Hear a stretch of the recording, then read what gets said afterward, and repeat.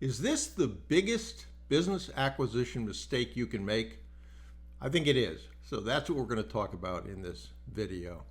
I have had two real mentors in my life, one of which was in my corporate career, taught me a ton about sales. He was the VP of sales, and the second taught me the methodology that I use for business acquisition. Both of them saved me from a lot of mistakes, ended up contributing to joint success. And so I'm a big fan of learning from people who have been there, done that. And I want to give you a couple of examples of that happened within the last week. When I lived in Michigan, I had a pool table down in the lower level. Moved from Michigan, left the pool table behind, and I didn't play pool for 30 years. So a couple of years ago, primarily during COVID, maybe a little more than two now, but I wanted to get back into it. So I had the opportunity to do that. I wanted to learn. So there was a really good pool player who during COVID started to do lessons. And so I ended up doing Zoom lessons with him, and still do every Saturday morning. So he gives me a schematic of a layout to shoot. Then I go ahead and shoot it. I send him a video, and he comments on what I did right, what I did wrong, and then we do some live play as well. And I want to cut a video in here that's going to show you a very small portion of that. But what I want to stress to you is the schematic that he sent me had 5 balls. You're only going to see 2 because the last 2 were the ones that gave me the trouble, and really just the last 4th ball, not the 5th ball. And I am not lying when I said I did this drill more than 100 times unsuccessfully.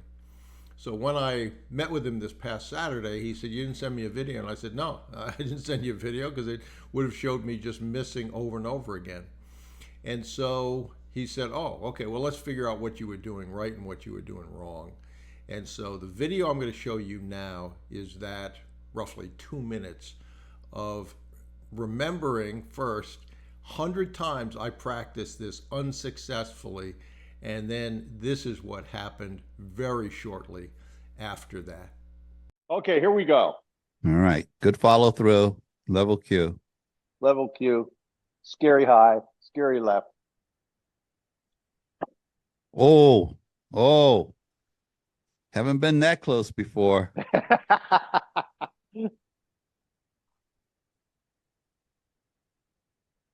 Now, it wouldn't work.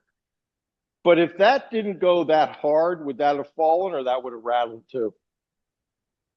It's hard to say. It's hard to say. The Okay. thing is, to make it and to hit it hard and still make it.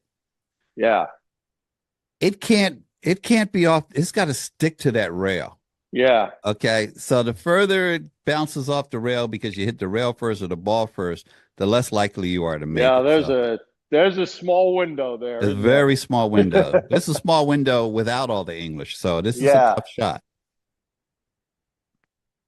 Oh, here we go. That'll be. Oh, you're fine. Yeah. You're okay. Just going to make it. Yep. That was good. That was excellent. You know, there's something to this lesson thing here, Brian. So, yeah. So, yep, look at you. You couldn't dunk a basketball yesterday, but you can today. Yeah, and today I'm dunking them. Let's see if we can get 2 in a row.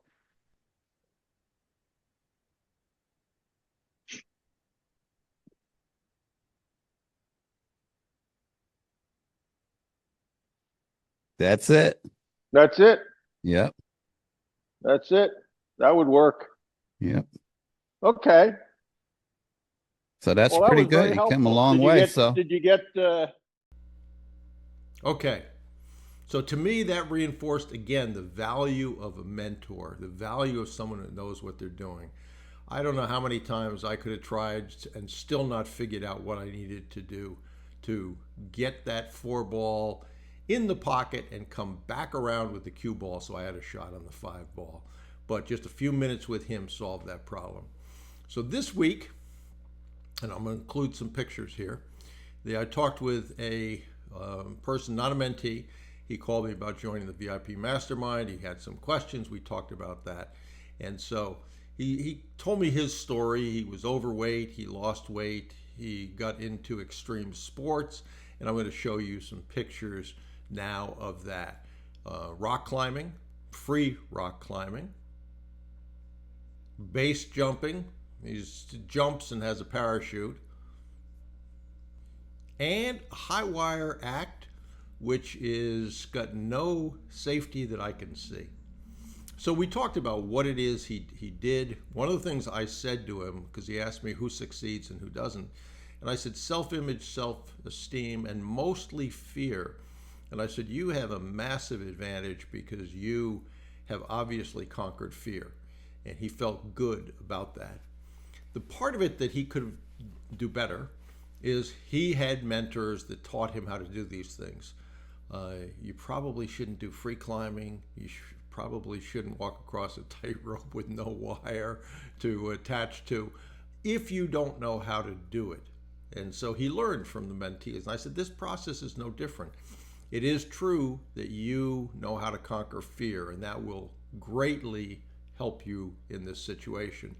But that said, you still need to know the steps. You still need to know how to do it.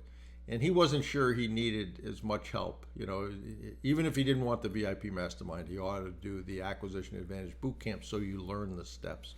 And it's funny how many times I talk to somebody who has abandoned the steps or doesn't know the steps, just as well, if I do a deal, then I can go back and put all the stuff together, which is not the right way to do it.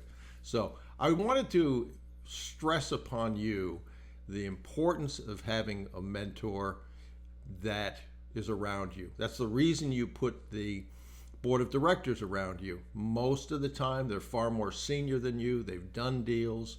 They have experience that you don't have, and you can take advantage of their wisdom. Do they give you a different perspective sometime? Yes. Do they hold you accountable? Yes. Are they calm in chaos, which a lot of young people need to learn? Absolutely. And they can usually comment on the tact you want to take if you suggested one, and then say, I think it'll work, I don't think it'll work, how about if we tried this? So mentors for me have been tremendously valuable. I hope that you understand the value of them. If something like the VIP Mastermind is something that'll help you, great. If you have other areas in which you can get mentors, great. Just make sure that they are where you want to be. And if nothing else, learn the steps. The easiest way, as far as I'm concerned, is that Acquisition Advantage Bootcamp recordings and to go through those. So you know where to find those things. Those people, and I'm frequently asked about people that teach acquisitions and how to acquire them, will oftentimes say, you don't need a board, just get an industry expert. I totally disagree with that. You're going to find that a board will end up saving you so much time, get you out of troubles that you would have previously gotten into if left to your own devices, unless you're extremely unique in that regard. So the steps are there for a reason. Follow the steps. And again, the biggest mistake I think that can be made in the business acquisition journey is to not follow those steps. Okay. Now, if you're interested in how to start conversations, you can go over to brucewhipple.com. There's a free course on starting conversations. If you want to go there directly, brucewhipple.com/get class. But whatever you do, remember, the biggest mistake can be not following the steps, not putting those people around you that have more experience and have been there, done that. So I hope that this helps you to do that, follow those steps, and build the fundamentals. You don't go on the field in a sporting event without a full team. And I don't know of a single professional athlete that doesn't have a coach. So think about that as well. No matter how good they are, a coach may see things differently that they don't see. And that certainly was the case in the original pool video that I shot. I just didn't know how to do it. And in very short order, he was able to show me what to do, and I was able to duplicate it successfully.